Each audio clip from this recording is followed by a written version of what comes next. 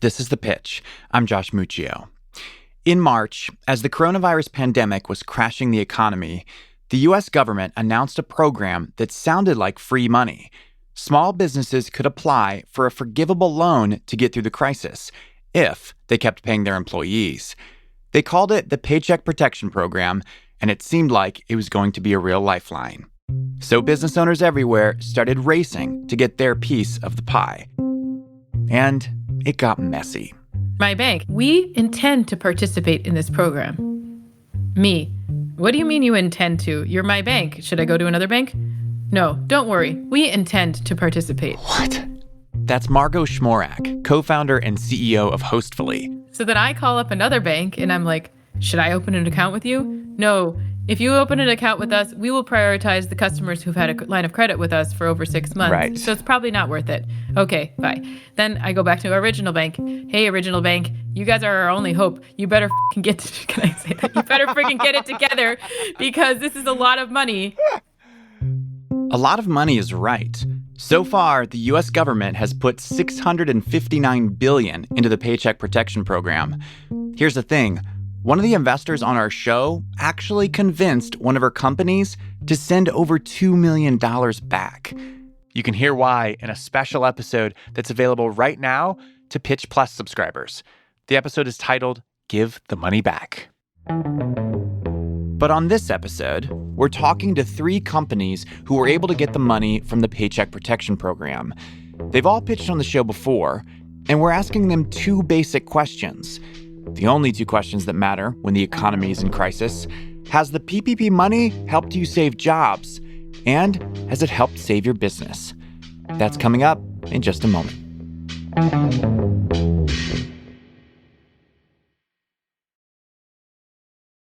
Every founder I've talked to over the last few months remembers the moment they realized COVID was going to hit their business. I looked at him and I said, babe, do you see this? And he said, yes. That was exactly what you said. Load of trouble. That's Courtney and Ty Caldwell, the co-founders of ShearShare. And they've built an app that helps beauty salons and barbershops rent out their extra styling stations to other stylists.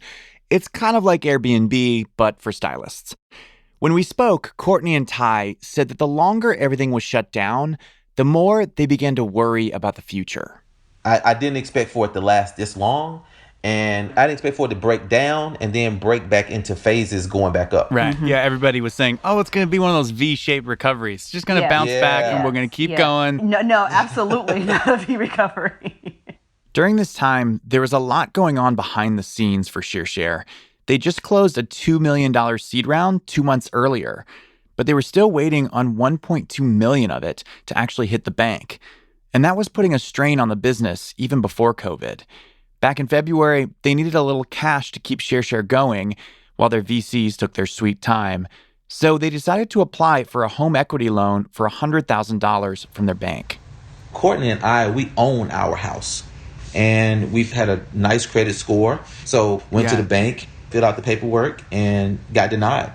Got denied on our own home that we own. And that's crazy. Like, we own our own home. We own every asset that belongs to us. And the bank said, nah. What? It's all right. We're going to pass. Yes, yeah. They denied us. And I asked the managers why. And they don't really want to tell you. I think that they're a little bit... They can't say because you're black. So they just say it's high risk. We're like, but we own our home. Like, what do you mean high risk? If we don't pay our bill, the lien is for you all to have our home. This is a no-brainer loan for this bank to write to someone with as good a credit as you guys have. Yes. Yeah. Mm-hmm. We feel like our color played a part. Yeah. Our race played a part. There's nothing else that could be the answer. There's literally nothing else, Josh. Like, on paper, it would have been, like you said yourself, it would have been a no-brainer. Without that loan and still waiting on the VC money, Courtney and Ty took another pretty drastic step. They stopped drawing a salary from the business. And that meant that they had to ask for help to cover their personal expenses.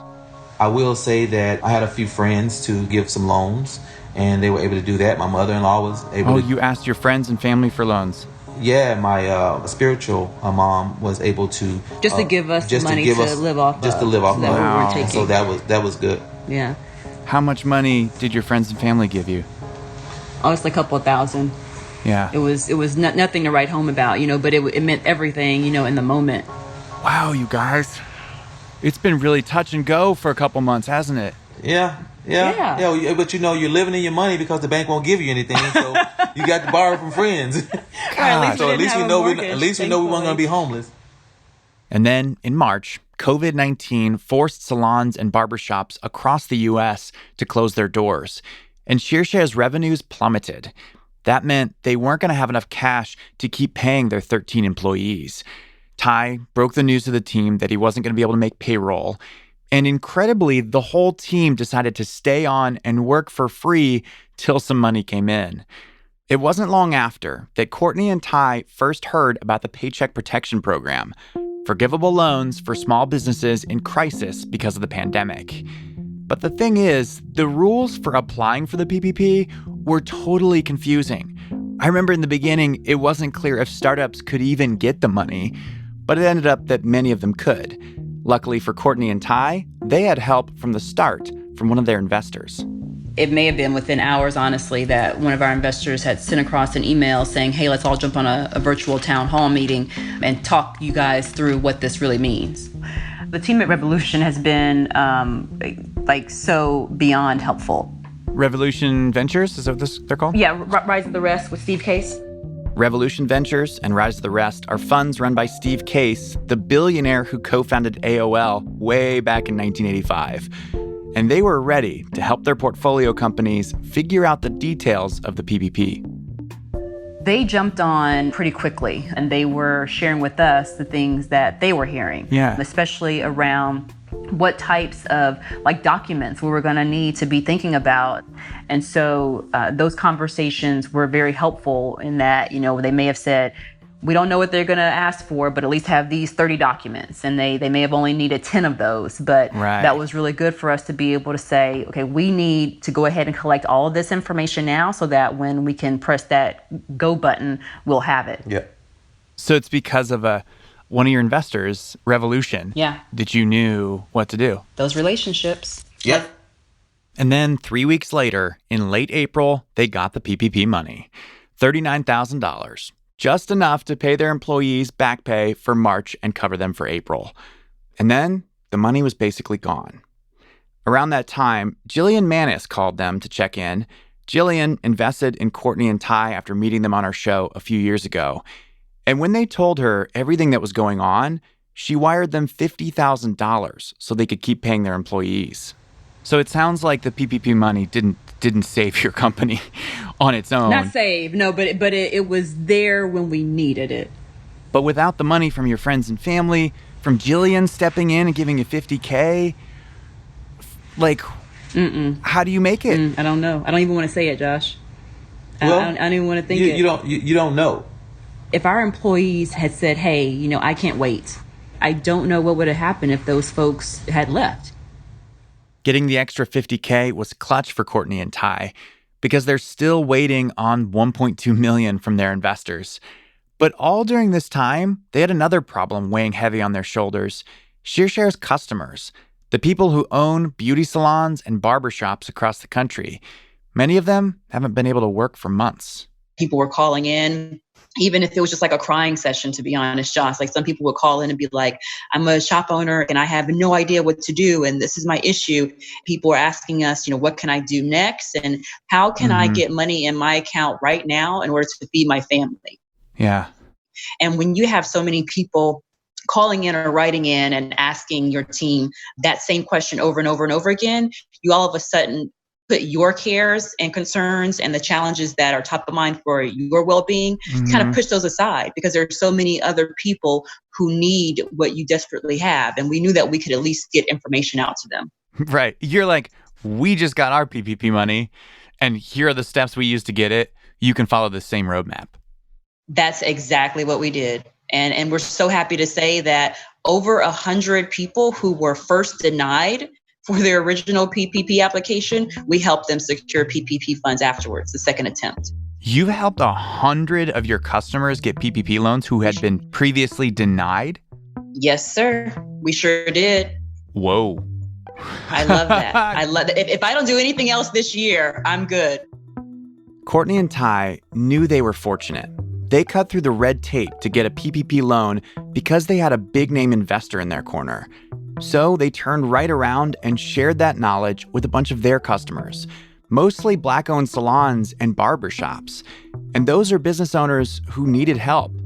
A survey published in May found that only 8% of African-American business owners that had applied for federal relief or assistance actually received the money. Now, Ty and Courtney say that by helping their customers get PPP loans, they've actually seen increased engagement on their app. And that with salons and barbershops opening back up in some places across the country, they're starting to see light at the end of the tunnel. The bottom line? The PPP money helped save jobs, and it helped save the company. But it certainly wasn't enough all on its own. They had help from two sets of investors, friends, family, and their employees who worked for free for a while. So the PPP was just one piece of the puzzle. Coming up, a surprising effect the PPP money had on one startup, how getting a PPP loan can actually help you raise your next round. That's coming up in just a minute.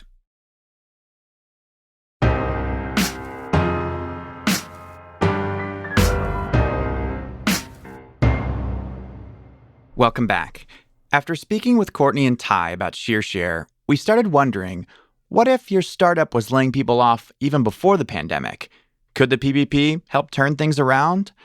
So we got in touch with Tina Hedges, founder and CEO of Lolly Beauty. It's an organic, zero-waste skincare company. 2019 was a rough year for Tina.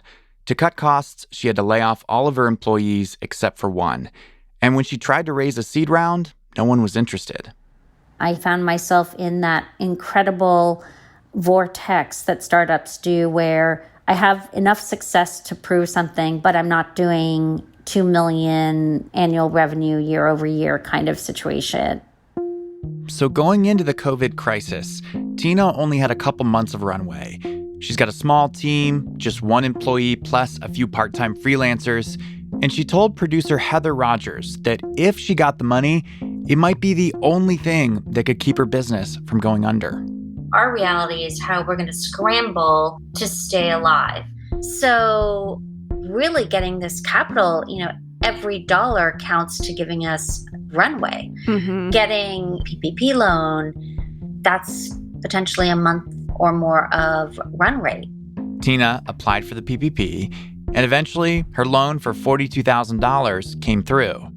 Tina knew that she had to use most of the money for payroll, but when she talked to Heather in late May, she didn't know how she was supposed to use the rest of the money. If you want forgiveness, you have to spend the money in 7 to 8 weeks, although now there's rumors that they may extend that, but we don't know if they're going to extend it. Right. And you have to spend 75% of it on payroll. 75% on payroll. But what else qualifies for that extra 25%? Because of the rules around how you have to use it in the time period you have to use it, it's not free money, and it's not money that is like an extra cushion. Because you can't use it however you want. You have to use it in this really specific way. Correct. This was confusing for a lot of business owners, not just for Tina. Turns out, if you want the loan to be forgiven, you have to use the money on fixed expenses like rent, utilities, and interest on mortgages. And then the rules changed. Now you have more time to spend the money, and you can spend less of it on payroll. So a few weeks after we initially spoke with Tina, Heather called her back for an update. And come to find out, she had put 2 of her contract employees on payroll. And how is that working out? It's fundamental. Everything from helping me with direct marketing to customer service to ops. So the money created jobs that are helping your company right now. Correct. But it's not saving my business by giving me additional runway. So maybe it's got some short-term effects, but the long-term effects don't seem to be materializing. Correct. So, did the PPP money save Tina's business? For the time being, yeah. But Lolly Beauty wasn't really doing well before COVID, and she's still struggling now. Did the PPP money save jobs? Well, Tina converted 2 contractors to full-time employees with the money. but those jobs will only last as long as the cash does. So both companies we've heard from so far, the money helped them a little, but their businesses are still both on the edge. And then we talked to a founder where the PPP money helped her business in a really unexpected way. Remember Margot Schmorak from the top of the episode? She was the one trying to get a straight answer from her bank. Well, she ended up getting almost $160,000 for her business, Hostfully. It's a platform that Airbnb hosts use to manage reservations. Immediately after she got the money, she made a big software engineer hire, someone she'd been eyeing for a while. And then another part-time developer, she bumped him up to full-time. And the two of them have already done a lot for the business. I can already see in 30 days from now, we will have really stepped ahead with our innovation on our product. That would not have happened had we not gotten that money. And how has that helped your business? I would say that's it allows us to build some semblance of getting on track. And getting on track was critical for Margot because she was also in the middle of a $1 million fundraise during a pandemic. Do you think it means you raised less money from investors than you would have otherwise? No, I actually think we raised more money from investors because of it. What? It's like the PPP loan it's not so much about the money for investors. What it is, it's a demonstration of how solvent your business is. It's like, can you get your shit together enough to apply for this program in short order and have your finances in good shape so that you can just do better for your business? They put it in the bucket of is this business doing everything it can to grow? So getting a PPP loan was a signal to investors that Hostfully was solid. Within a couple weeks, Margot had closed the round. But that PPP money did something even more fundamental. Startups are oriented towards growth and fast decision-making and looking ahead, right? Mm-hmm. That is what our investors want. That is what we want. That is what our employees want. That's what our customers want. Yeah. And I think the coronavirus, it did this really uncomfortable thing for startups, including us psychologically, which is it forced us to actually go backwards. And for the 3 weeks or 4 weeks that we couldn't think like a startup without the PPP, it was devastating. And it felt like a downward spiral thought process, right? Because as soon as you start telling people on your team, go backwards and tighten up, they start thinking smaller. So then they start thinking, I really shouldn't do something that's risky because it's not in the best interest of the company. Right. What I feel the PPP money did is it allowed us to change the orientation of the business, more forward looking again. Now it's okay, what are the new features that our customers need us to deliver? And where do we want to be by next year? And it just allowed us to just keep the arrow pointing in the same direction that it had been before. Yeah. It allowed you to act like a startup again. Exactly. To hit the outcome you need to, you have to be taking risks always. Risks, exactly. That's how this game works. But if you feel like you're cash strapped, you're not going to do that, right? You're going to be hesitant to make a decision, then you're not going to learn anything. The whole thing just kind of falls apart.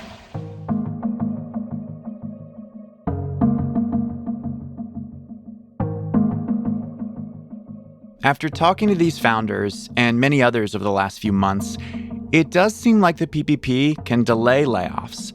But when the money runs out, those jobs are in jeopardy again, like with ShearShare. Can the PPP save a company? From what we can tell, if they were in trouble going into the pandemic, the way Lolly Beauty was, the money can help them stay afloat for a while, but that's it. On the other hand, if a company was already strong, like Hostfully, who was raising a round during a pandemic, a PPP loan can actually make you stronger. But the fact is, the PPP money was only meant to cover several weeks of payroll and bills. Back in March, there were a lot of people who thought that this would be over in a couple months. It's clear now that the effects of this pandemic will be measured in years. And the government needs to look for solutions as big as the problem.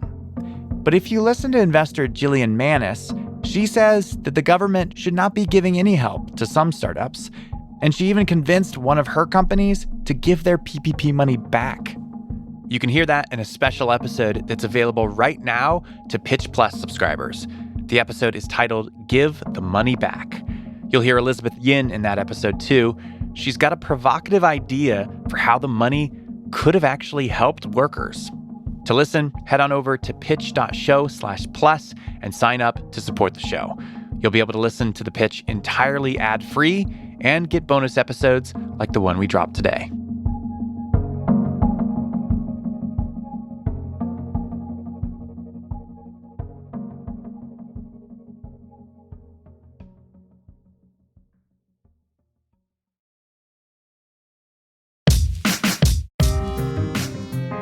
The Pitch is hosted by me, Josh Muccio, produced by Heather Rogers, Chris Neary, and Muna Danish. We are edited by Sarah Saracen. Original compositions from Breakmaster Cylinder, The Musemaker, Peter Leonard, Emma Munger, and So Wiley. We are mixed by Enoch Kim. Thank you so much for listening. We'll be back with a brand new episode in 2 weeks. See you then.